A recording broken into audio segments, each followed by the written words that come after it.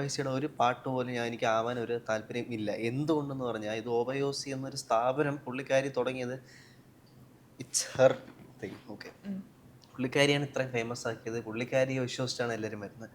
ഒന്ന് ഇതെല്ലാം എസ്റ്റാബ്ലിഷ് ചെയ്ത് കഴിഞ്ഞിട്ട് ഞാനൊരു പാർട്ട്ണർ എന്ന് പറഞ്ഞിരുന്നാൽ അത് ശരിയാകത്തില്ല.